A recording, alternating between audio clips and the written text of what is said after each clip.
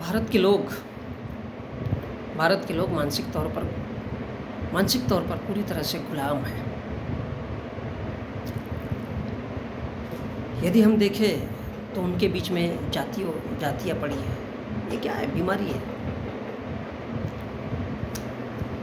लोग बटे हुए हैं जातियों के नाम पर, लोग बटे हुए हैं धर्मों के नाम पर। और जातियों में एक जाति की उपजाति और उस उपजाति की 12.5 जाति। किसी भी जाति को उठा करके देखिए, 12.5। ये कौन सा सिस्टम है? चलिए मान लिए कि आप इस देश के कुनबी या कुर्मी हो, तो उसकी भी 12.5 जातियाँ। ये कैसे संभव है? ये कैसे हो सकता है? ये बीमारी है। जाति पाति इंसानों के बीच होना। हम देखते हैं कि मनुष्य जहाँ शेर अर्थात शेर और तेंदुआ अर्थात तेंदुआ होता है, लेकिन इंसानों के बीच जातियों का पाया जाना ये क्या है? मानसिक बीमारी है। और मानसिक बीमारी को हम तब तक ढो सकते हैं जब तक हम मानसिक तौर पर गुलाम हैं। हम कभी सुधरने वाले नहीं हैं। यही तो अंदर से विभाजन होता है, अंदरूनी विभाजन होता है, आपस में भेदभाव तैयार करता है। क्योंकि एक कुनबी अगर उसको अपनी बेटी देना हो तो वो तिरले कुनबी एक होता है, वो सोचता है कि मैं उसको अपनी बेटी क्यों दूँ, और वो सोचता है मैं उसको अपनी बेटी क्यों दूँ। एक ही जाति के लोग, क्योंकि उनमें 12.5 जाति है। इस प्रकार से उनमें फूट रहते रहते किसी भी प्रकार से वो साथ में उठना बैठना नहीं चाहते।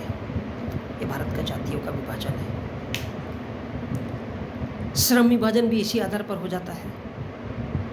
इस देश का अनुसूचित जाति वर्ग का इंसान अगर थोड़ा सा पढ़ना लिखना चाहता है या कहीं घोड़ी पर चढ़ लेता है किसी उत्सव मनाने के लिए अपनी शादी का, तो फिर उसको नहीं चढ़ने दिया जाता। इस देश में पूरी तरह से हो हल्ला होता है कि वो घोड़ी पर क्यों चढ़ेगा, लगाओ कोड़े, मारो उसको। लेकिन ब्राह्मण अपनी बेटी का विवाह बड़े धूमधाम से कर सकता है। 50 लाख 25 लाख।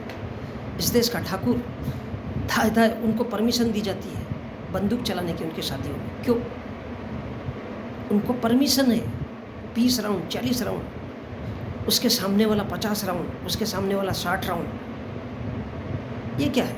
ऐसा करने मात्र से ही आपकी इंसानियत दिख रही है, आप ऊंचे दिख रहे हो, आपकी इज्जत है। फिर इस देश के बाकी के लोग क्या है? मतलब तो वही है ना कि आप उन्हें जानवर समझ रहे हो। तो यही फैक्ट है। इस देश के ओबीसी के लोग मुझे नहीं लगता कभी समझ पाएंगे। इस देश के आदिवासी लोग मुझे नहीं समझ लगता। लेकिन इस देश के दलित लोग भी इतने कमीने हैं कि जब छोटे मोटे उत्सव होते हैं तो उनके पंडालों में जाकर के घुसते हैं और उन्हें बोलने का मौका मिलता है, उन्हें उनके ऊपर हावी होने का मौका मिलता है। क्यों? और वो हमेशा याद दिलाते रहते हैं कि तुम्हारी औकात नीचे है। ये रेशियल सिस्टम है। चंद मुट्ठी भर इस देश के ब्राह्मण बनिया और ठाकुर, इनकी जनसंख्या बहुत ही कम है। ये चंद मुट्ठी भर लोग इस देश के ओबीसी के लोगों को बैलों की तरह हाँकते हैं। इस देश के आदिवासी और दलितों को बैलों की तरह हाँकते हैं। क्योंकि इस देश के SC ST OBC के लोग अपने समाज का प्रतिनिधित्व किसी भी शर्त पर नहीं कर सकते,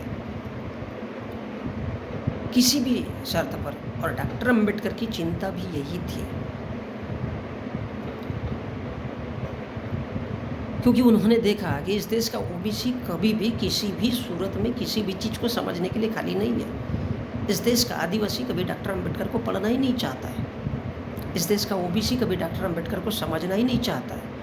वो मंदिर रोज जाएगा, लेकिन डॉक्टर अंबेडकर की एक किताब खरीद करके अपने बच्चों को नहीं दे सकता, नहीं दे सकता, क्योंकि वो चाहता ही नहीं कि वो इंसान बने। और ब्राह्मण तो यही चाहता है। इस देश के साधु संत क्या करते हैं? साधु संत उन लोगों के कान फूंकते हैं, अरे नहीं ऐसा नहीं, ऐसा गलत है। दलित जहाँ पर भी दिखता है उसका अपमान करो। वो सारा का सारा फोकस उन इस देश के दलितों की तरफ कि वो बढ़ना नहीं चाहिए। इस देश में अम्बेडकर की बात होना नहीं चाहिए। ये इस देश के साधु संत चाहते हैं, मोहन भागवत चाहता है, इस देश के हिंदू संगठन चाहते हैं, होना ही नहीं चाहिए। इस देश का साधु संत इस देश के युवाओं के कान फूंकता है, उनके कान में ये बात भरता है और वो जाकर के इस देश के समाज को बर्बाद करने पर तुला हुआ होता है। नौकरियों के क्षेत्र में, सामाजिक क्षेत्र में, सांस्कृतिक क्षेत्र में, यहाँ तक कि आर्थिक क्षेत्र में भी ये नीति लागू होती है और इस वजह से ये देश एक नहीं हो पाता है। इस देश का ब्राह्मण बहुत ही शातिर, बहुत ही बदमाश और बहुत ही चालाक होता है। वो देखता है कि कहाँ से इस देश के लोग अगर जरा से जागृत हो रहे हैं, उन पर जाकर हावी हो जाता है। हम देखते हैं कि 1970-71 में महाराष्ट्र के पूना में एक मीटिंग हुई थी। तब गांधीवादी लोग और डॉक्टर अंबेडकर के लोगों के बीच एक लड़ाई हुई थी 1971 में संत गाड़गे बाबा आश्रम में। तब उन्होंने कहा कि पहले मौका हमको चाहिए और इन्होंने कहा कि पहले मौका हमको चाहिए और इस प्रकार से उनको पूरी तरह से तहस नहस कर दिया गया, लेकिन नहीं उठने दिया गया क्योंकि इसी देश में, इसी महाराष्ट्र के नागपुर में एक आरएसएस संगठन काम करता है जिसकी स्थापना हेडगेवार ने की थी। और ये हेडगेवार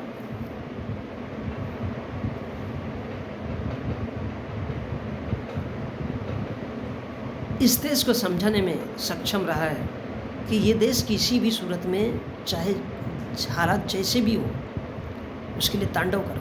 तांडव अर्थात हमने देखा है 2022 में तलवारें निकाली गई राम के जुलूस में। इस प्रकार का हो हल्ला इस देश में हमेशा चलना चाहिए, जिसका असर सीधा सीधा इस देश के सुप्रीम कोर्ट और हाई कोर्ट पर भी जाना चाहिए। और वहाँ पर तो बैठा हुआ ब्राह्मण है, वो तो चाहता ही है ये। मैं बार बार इस बात का जिक्र करना चाहता हूँ।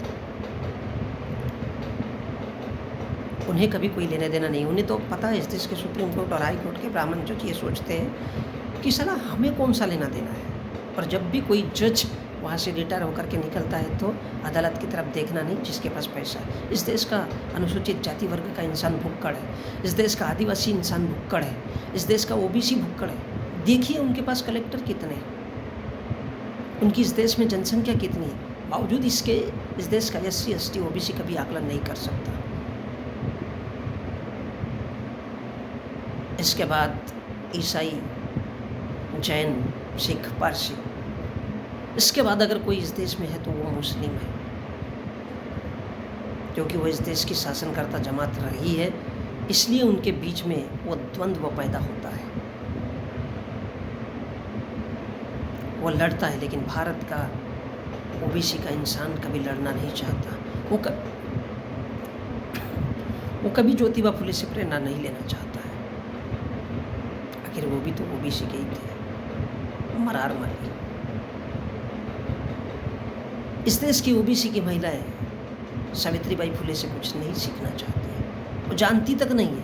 वो उस सरस्वती की पूजा करती है जिसका कोई अस्तित्व ही इस देश में नहीं था। उसी सावित्री को सरस्वती बना दिया गया है। ये हमारा एजुकेशन सिस्टम है। बावजूद इसके, इसलिए डॉक्टर अंबेडकर की ये चिंता थी कि बोले इस देश में जो रेशियल सिस्टम है